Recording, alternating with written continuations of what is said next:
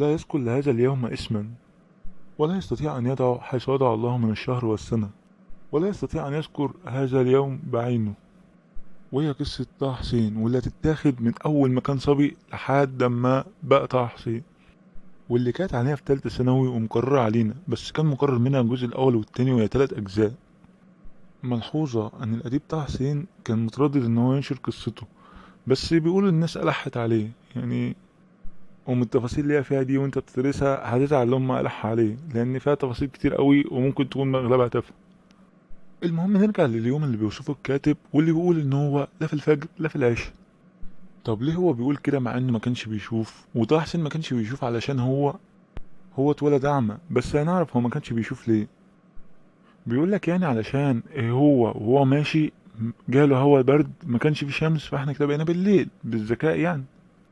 ونخش بقى في السياج اللي طه حسين بيوصفه وصف، ونقعد فيه شوية. السياج ده يعني ايه؟ عيدان قصب كده كانت طويلة، أطول منه هو شخصيا، قدام بيته بعدها بخطوات. وتعالى نقول الراجل ده قال عليها ايه.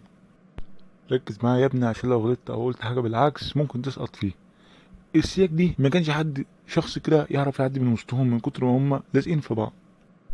وبيقول لك كان يمتد من شماله لحتة ملهاش نهاية، وعن يمينه لآخر الدنيا، وهتعرف قصده ايه بآخر الدنيا دي وايه هي المعنى الحقيقي ليه.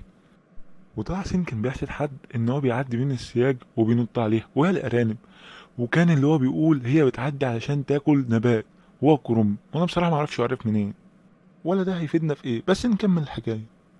ويخرج الراجل كده بعد ما تغرب الشمس وتعشى الناس وقاعدين كده، ويقعد في تفكير عميق. هو طفل بس عمال بيفكر في تفكير عميق، وماشي مع السياج.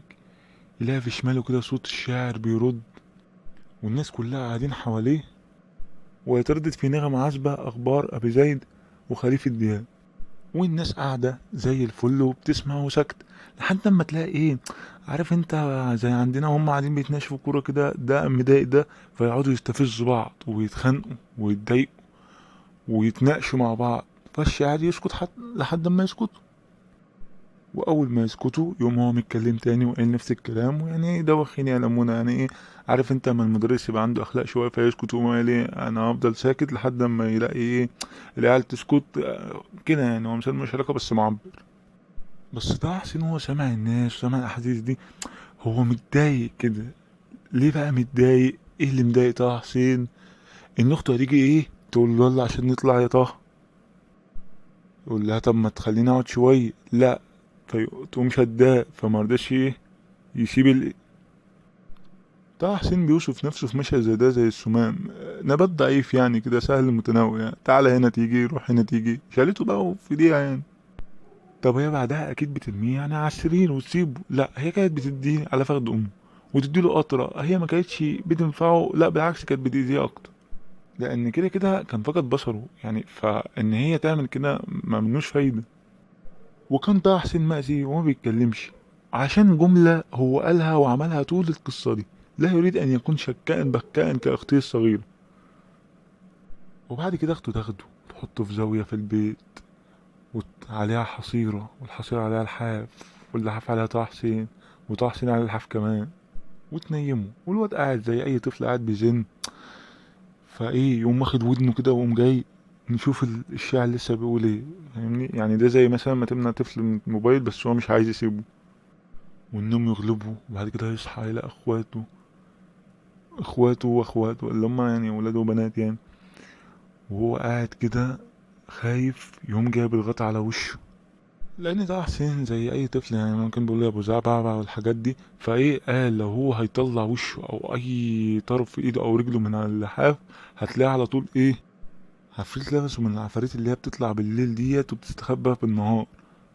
اعتقاد يعني طفل، فيفضل نايم ومتلكفت من كل حته، وانه يسمع في بداية الصبح كده صوت الديكة او صوت الدجاج وهي بتعمل الاصوات العادية، بس يقولك لا، هي في صوت بيديك وصوت التاني اصوات عفاريت برضه ودي مكيدة، فيفضل قاعد بنفس الطريقة. بس الاصوات دي ما كانتش بتخوفه، عفاريت بس من بعيد. الصوت بقى اللي كان بيخوفه الحاجات القريبة منه، اللي بصوت واطي جدا، وهي ايه اللي من كل زوايا الحجرة. اكتب معايا يا سيدي عشان الحاجات دي هتحتاجها في امتحانك. برضه الشهوة عمال بيغلي. عواد خشب عمال تتكسر من هنا لهنا، وصوت عمال يتنطط من الزاوية دي للزاوية دي للزاوية دي للزاوية دي. يقول لك بس برضه ما كنتش بخاف منهم. ما انت كنت بتخاف من ايه يا اسطى؟ المهم، يقول لك لا، اكتر حاجة كنت بخاف منها بقى ناس واقفة ورا الباب سداه وعمالين يعملوا حلقات. يعني هو ساب كل الأصوات دي، وديت كانت أكتر حاجة بتخليه خايف. طب كان بيعمل إيه؟ لحافي من رجل لراسي وما سيبوش أبدا. ما كانش يسيب هوا في اللحاف، علشان لو ساب هوا هيجيله عفريت فيه ومش هيسيبه. ويفضل كده قاعد خايف ومضطرب وبيفكر وقلقان وبيسمع الشاعر ومتضايق لحد ما ينام. وما كانش بينام كتير لحد ما يلاقي الستات جايين وجايبين جرار مية وحاطينه على دماغهم وعمالين يغنوا الله يا ليل الله. ويقول لك كده بقى انا اطمنت كده، العفاريت كلها نامت تحت الارض وانا اللي هبقى عفريت. هتعمل ايه يا طه؟ ربنا يستر.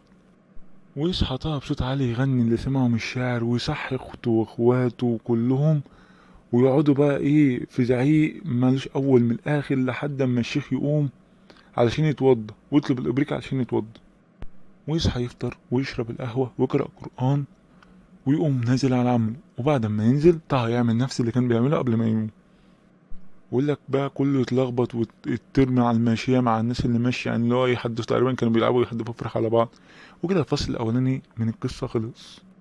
والفصل التاني بقى هنقول طه حسين كان بيسمي نفسه الصبي ليه، وبعد كده هيبقى ازاي شيخ وهو عنده 9 سنين.